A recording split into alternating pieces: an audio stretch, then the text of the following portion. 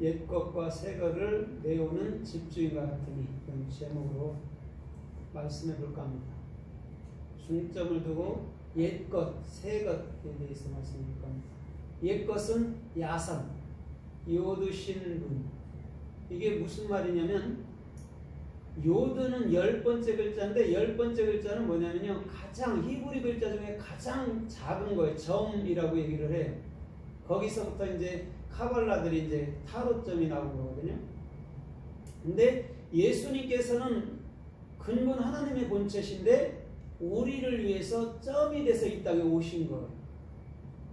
그래서 모든 만물은 예수님께서 친히 손으로, 당신의 손으로 이끌어 가는 거예요. 그래서 우리는 그 예수님의 그 손에 이끌려서 우리는 예수님을 증명하고 예수님을 증거하는 것이 요드예요. 그 다음에 신이라는 것은 하나님의 올바른 비전이에요. 구약의 모세오경을 비롯해서 참으로 말라기까지가 다 올바른 비전인데, 이것을 사람의 행위나 사람의 육적 삶으로 가진다면 이것은 사람을 죽이는 것이 되는 거죠. 정죄의 직분이라는 것이죠. 근데 그것을 올바른 비전으로 갖게 되면 그것이 곧 복음인 것이죠. 그래서 눈이라는 것은 반드시 뭐예요? 너희 안에 규정되어 있는데 그것은 보이는 분, 보이지 않는 분, 예수 그리스도로 규정될 거야 라고 얘기해 주는 것이 야산이라는 옛것, 이렇게 얘기해 주는 거예요. 그럼 옛것 하면 율법인데, 율법은 반드시 뭐를 증거해 주기 위해서 오는 것이죠? 복음이라는 그리스도를 증거해 주러 오시는 거란 말이죠. 그 다음에 새 것이라는 하다시는 헤트 달레 쉰이란 말이죠.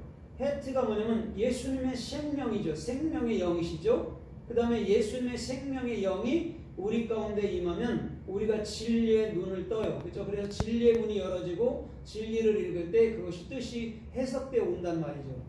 그런데 그것이 뭐라고요? 곧 올바른 비전.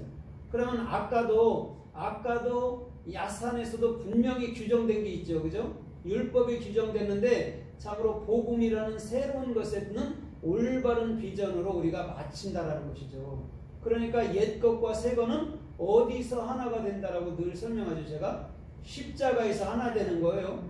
구약 율법은 복음이 아니고 신약만 복음이다라가 아니라 구약에서 내 생각이 죽어지면 복음이 창세기 1장 1절부터 요한계시록까지 복음이 열리는 것이고, 내 생각이 죽지 아니하면 우리는 요한계시록까지 율법이 열려서 남을 정죄하고 남을 지옥 보내는 일에 쓴단 말이죠. 그래서 오늘 야산과 하다시 옛것 새것은 마치 서기관이 하늘왕국 안에서 참으로 그것을 내오는 집 주인과 같다라고 얘기했어요. 집의 주인은 누구죠? 아도는 예수 그리스도밖에 없는데 그 말씀을 가져나오는 서기관 또한 그 주와 같다라고 얘기해 준단 말이에요. 그러면 이런 거잖아요. 오늘 율법과 복음을 십자가 은혜 가운데서 정확히 이해한다면 오늘도 집주인과 같은 예수님과 같은 그런 참된 복음을 증거할 수 있다는 말인 줄 믿습니다. 그것이 옛것과 새것을 내오는 집주인과 같으니라 라고 얘기해 주는 거예요. 그러면 오늘 참으로 옛것과 새것에 대해서 또 성서에서는 또 어떻게 말하나 우리가 좀 살펴보면서 은혜를 받아보도록 하겠습니다. 요한일서 2장 7절에 보면 이렇게 말씀하고 있어요. 형제들아, 내가 참으로 새 계명을 너희에게 쓰는 게 아니라 너희가 이미 알고 있는 옛 계명을 말한 것이다 라고 얘기해 주거든요. 새 계명을 쓰는 게 아니래요. 그럼 왜 옛 계명과 새 계명을 말하죠? 또 마태복음 5장에 보면 옛사람에게 또 말한 바 이렇게 하잖아요. 그죠? 왜 자꾸 옛것과 새거라고 얘기하죠?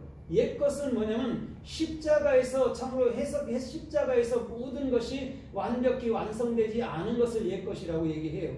그런데 반대로 십자가에서 모든 것 완성된 것이 우리 안에 들어올 때에 그것을 새 것이라고 얘기해 준단 말이에요. 그럼 율법도 복음도 근본은 여러분 복음을 얘기하고 있는 거잖아요. 그죠? 그런데 그 복음은 성령이 없이는, 아니면 십자가로 건너온 성령이 없이는 해석되어지지 않는다라는 것이죠.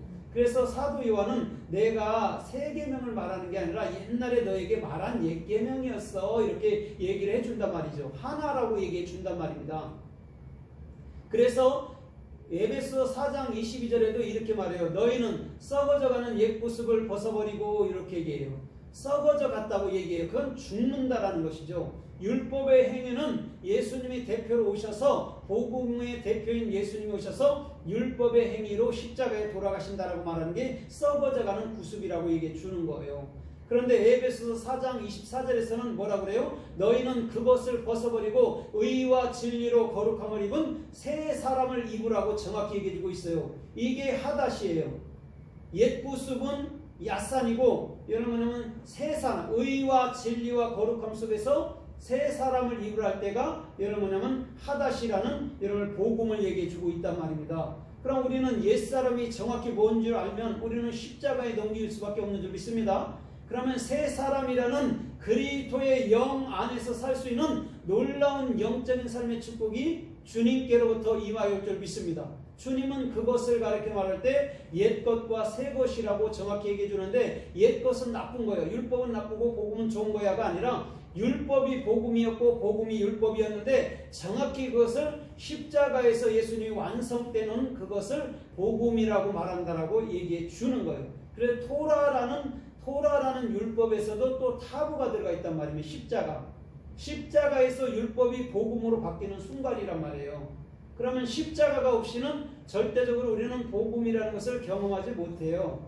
오늘 저 여러분들의 모든 삶도 나의 생각이 죽어지고 그리스도의 생각이 내 안에 들어온다면 우리는 복음 안에서 영적인 삶 안에서 늘 자유롭고 즐겁고 평강과 은혜와 권세와 능력 있는 삶을 살 수 있는 놀라운 삶의 축복이 주님께로부터 임하여 줄 믿습니다.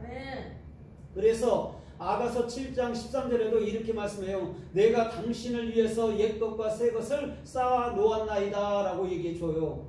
여러분 분명히 저 여러분들의 중심도 옛것과 새것을 누구를 위해서? 참으로 그리스도 예수를 위해서 쌓아놔야 될 줄 믿습니다.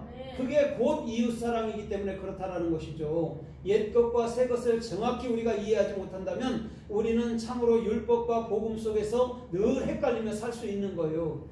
그러나 율법으로 안 된다라고 주님께서 로마서 7장에 사도 바울을 통해서 수없이 말한다면 우리는 율법에 대해서 또한 나의 옛사람에 대해서는 십자가로 넘겨버려야 될 줄 믿습니다.